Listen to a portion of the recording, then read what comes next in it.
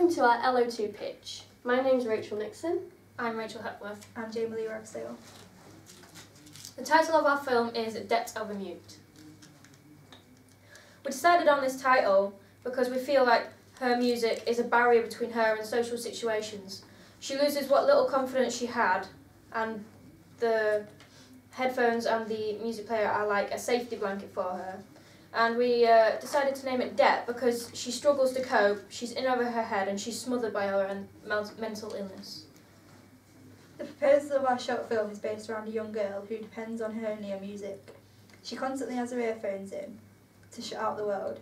The film is based on her inner monologue, and each song supports her emotion or a situation that she is in. The characters' motivations and goals. There are two main characters in our film, but one appears more than the other. This one is called Poppy Bright, portrayed by Evie Henderson. She's an 18-year-old girl, and her main goal is to graduate college and get over her anxiety.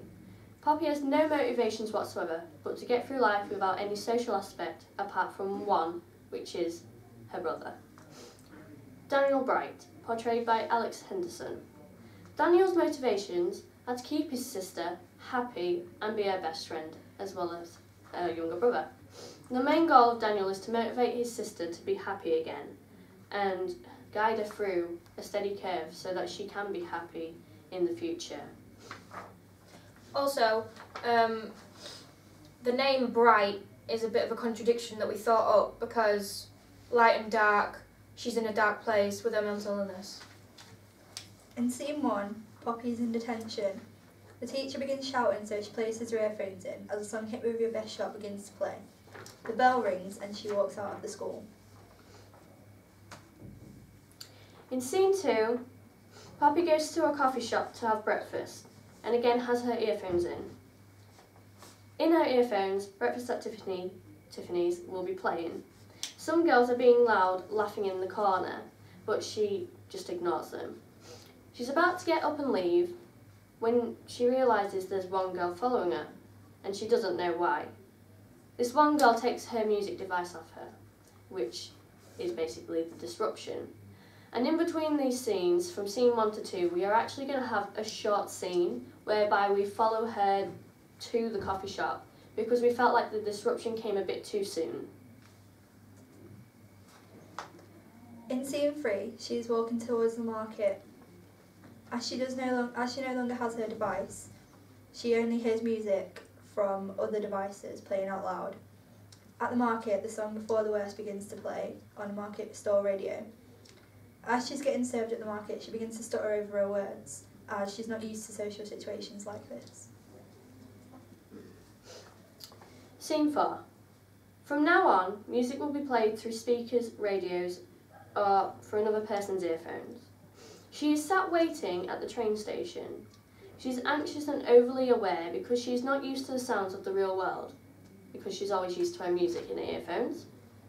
And basically, while she's sat waiting for the train, she's sat next to a guy listening to Mad World, extremely loud through his earphones. So she sort of nudges up to him so she can listen, but then he sort of gets up and leaves her there.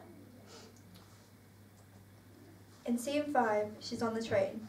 Looking out the window, the song Don't Stop Believing plays. As she gets off the train, she waits on a bench for her brother. She hears a whistle and turns around. Her brother stood there with her iPod. They walk off, listening to everybody together. Yeah, and throughout this whole film, throughout all the scenes, basically she will be texting her brother along the way.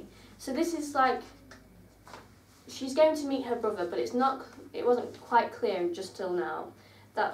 So like we actually have to add the texting in to show that that's where she's going and that's who she's meeting at the end. Because it's not going to be shown by her inner monologue, as she's just going to be expressing her feelings towards different places and how she feels in these situations. In terms of demographics, the people that are mainly going to be watching our film are teenage girls aged 16 to 19. This is because teenagers can relate to many mental illnesses, as some of them do affect teens. Because of exam stresses and because they are young and impressionable. Also, they will be in higher education and college, and they're probably going to be students. In terms of socioeconomics, they're going to be in the class E to D. This is because of where we live, Grimsby, and the North East Lincolnshire area. They're also going to be millennials. This is mainly because they're antisocial and they're regarded as lazy, and mental illnesses sometimes do affect them. In terms of psychographics, they're going to be strugglers, alienated and disorganised, and they're going to be not mainstream people. They're not normal, bohemian melting pot. There are some films which are sort of like ours, but ours is going to be a drama, which isn't usually seen. Some films that have mental illnesses are mainly either comedies or horrors, such as One Flew Over the Cuckoo's Nest, Fight Club, Perks of Being a Wallflower, Me, Myself and Irene, or American Psycho. Our film isn't going to be glamorising mental illnesses. It's to make people more aware of mental illness. Yeah, and I'd say that our film is different because in all these films that we've seen or that we've watched, they're always documenting things through diary. Ours is not through diary. Ours is simply through song to illustrate the feelings and just to get the audience to connect more with the character, so that they build a relationship with the character if they might have the anxiety problems or mental illness or be struggling with that at the same time. Because we feel that people connect with songs more easily, Yeah. with song lyrics and stuff. Which is also portrayed through the inner monologue. I would like you to consider us for funding, because we'd like to reach out to people who don't feel like mental illness is a proper illness when it is. And it also raises more awareness of mental illness, because some people don't understand it and they don't know what it is. And we don't think that there's anything too like ours on the market right now.